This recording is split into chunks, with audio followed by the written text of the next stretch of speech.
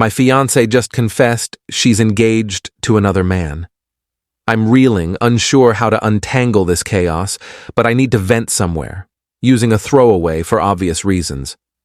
I've been with Emma for 4 years, cohabiting for 2.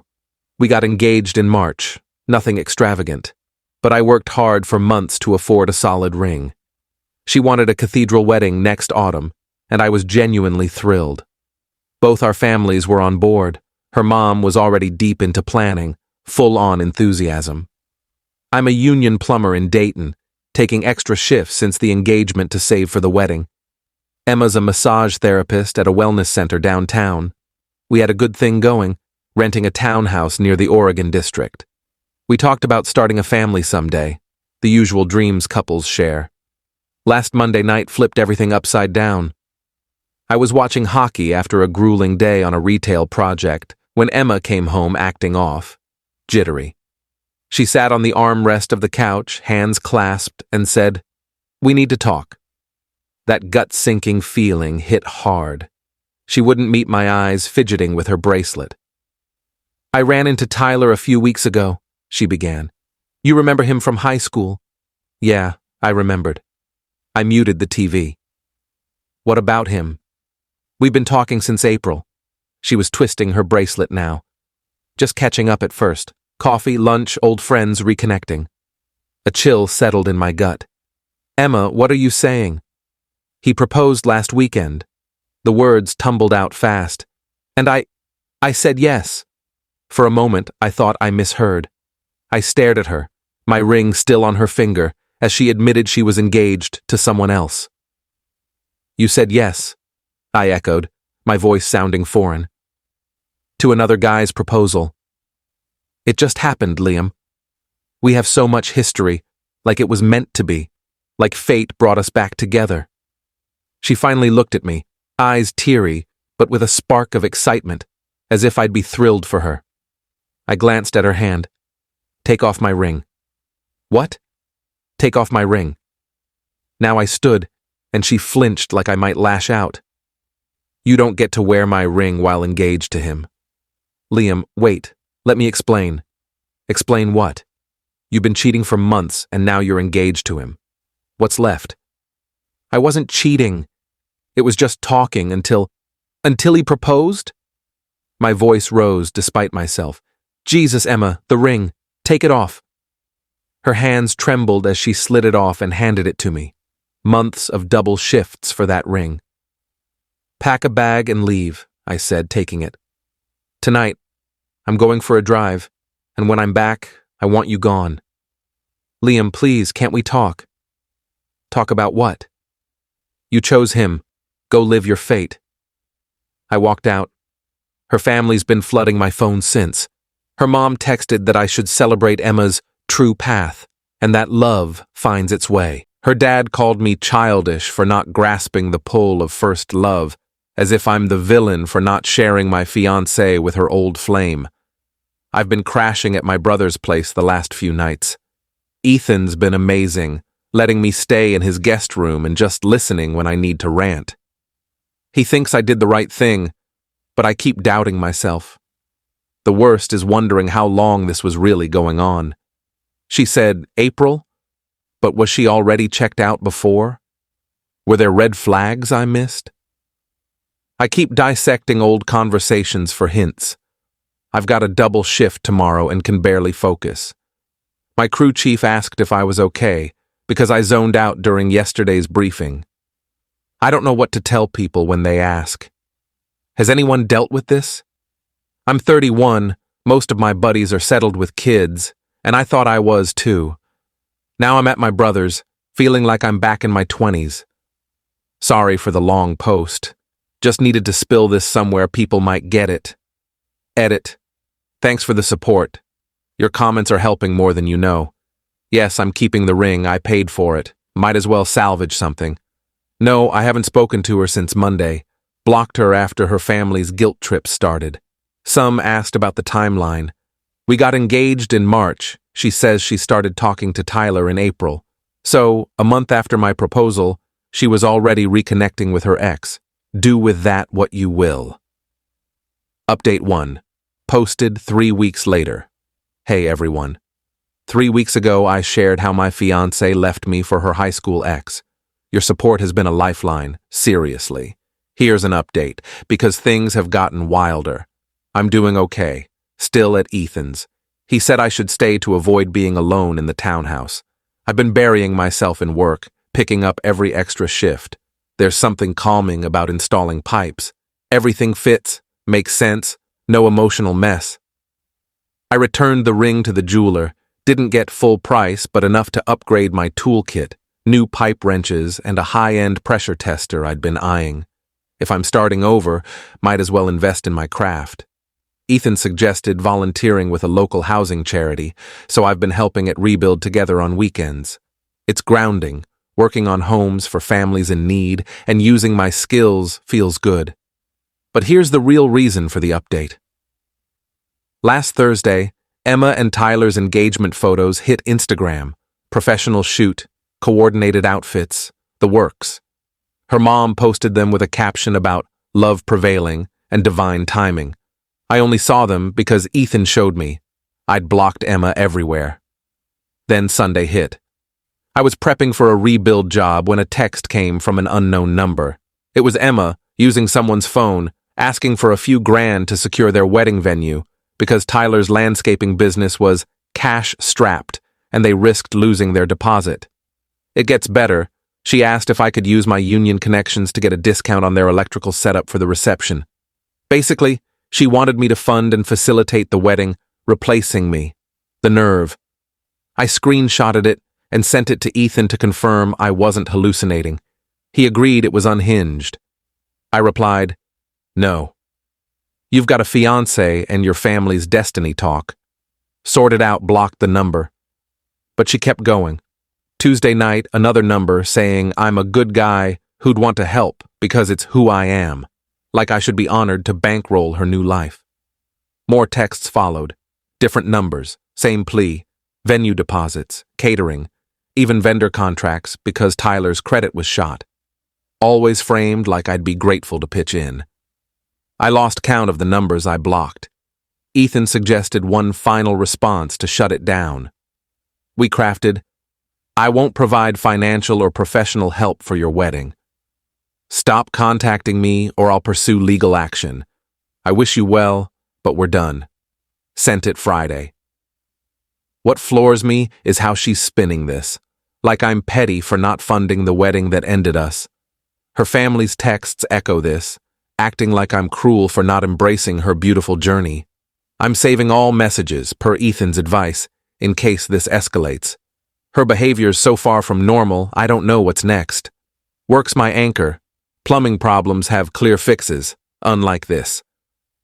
I got a lead role on a school renovation project. Solid pay, great team, keeps me focused. The rebuild volunteering's been a blessing too, meeting people who've faced real struggles and come out stronger. It puts this in perspective. A volunteer coordinator, Nora, mentioned they need plumbers, which feels good. I'm useful again. I'm still processing. But some days I see this as a dodged bullet. If someone can ditch 4 years that fast, they were never all in. Edit. Yes, I'm keeping all screenshots. And yeah, this sounds insane. Living, it's even weirder. Update 2. Posted 6 months later. Hey Reddit, I'm back. Things were quiet for 6 months, and I thought this was behind me. Work's been great. Finished the school project, got another promotion, now mentoring apprentices. The rebuild volunteering grew into something more. Nora, the coordinator, and I started grabbing drinks after build days. Nothing rushed, just 2 people connecting. She knew my story but didn't pry or try to fix me, just refreshing after the chaos.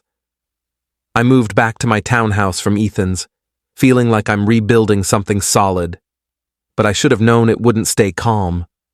Last month, my friend Caleb texted, asking if I'd heard about Emma and Tyler. I hadn't, still had them blocked. He spilled. Tyler was cheating, not once but with several women for months. Emma found out when one sent her proof, texts, receipts, the lot. When she confronted him, it turned ugly. Cops were called. She got a bruise and a police report. She moved back to her parents, engagement off. The destiny her family hyped crumbled fast. Tyler, her true love, was exactly the kind of guy you'd expect to steal an engaged woman. Part of me felt vindicated, but mostly sad for her. Nobody deserves that, no matter how foolish they've been. I thought that was it. Wrong. 2 weeks ago, my voicemail filled up.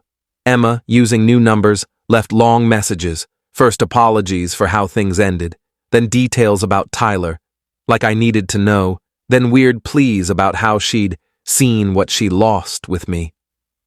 Tyler's betrayal showed her my stability and genuineness, how she'd been blinded by nostalgia. Classic grass is greener nonsense, flipped. Messages came daily, often during work hours, like she knew I wouldn't pick up. They swung from sorry to angry to desperate. One stood out. She'd been in therapy, realized her patterns, and wanted to explore reconciliation. Like we're discussing a contract, not 4 years she tossed away for a guy who cheated and got violent. I didn't respond. Ethan and Nora agreed silence was best. But Emma wasn't done. Last Friday morning, I was having coffee with Nora on my balcony when someone knocked. We weren't expecting anyone. It was Emma, eyes red from crying. Before I could speak, she launched into a speech about her regrets, her biggest mistake, wanting to work through this. She looked rough, gaunt, exhausted, defeated. Nora stood behind me, silent but present. Emma's eyes flicked to her, then me, and I saw it hit her. I'd moved on. I kept it brief. Emma, I'm glad you're safe and getting help for what Tyler did. But we're done. That ended when you said you were engaged to him. She begged to talk, just for a few minutes. I almost pitied her, but this wasn't the woman I lived with, or maybe it was, and I'd never seen this side. I can forgive you for my peace, I said, but I'm not taking you back. Please leave. She stared at Nora, then me. You're throwing away 4 years for someone new? That's when it clicked. She didn't miss me. She missed the safety net, the guy who'd work overtime for her dreams, never cheat, never hurt her. I'm not throwing anything away, I said. You did that. You chose what you thought was better, and it failed. That's not my problem. I closed the door. She knocked a few times, called my name, then left. Haven't heard from her since. Nora was amazing, didn't make it about her, just listened as I processed. We're taking it slow, but she's become a big part of my life. She's got her own career, doesn't need me to complete her, just wants to build something real. Emma's family stopped contacting me after Tyler's mess. No more destiny talk. I'm in a great place, work's solid, rebuild's rewarding, and Nora and I are eyeing a bigger place with a yard for gardening. Sometimes, the best thing is someone showing you why you deserve better. Final update, posted 3 months later. Hey everyone, one last bizarre chapter to share, then I'm done. Life's been good. Nora and I got a 2-bedroom with a patio where I'm growing herbs and zucchini. I'm no farmer, but I'm getting the hang of it. Work's strong, leading the plumbing crew on a new office complex, mentoring apprentices who remind me why I love this trade. But last Sunday, the past came knocking. I peeked through the peephole. Emma and her mom stood there. My stomach sank. I thought this was over. Nora asked if I wanted her to answer, but I handled it. She's amazing like that, supportive, not controlling.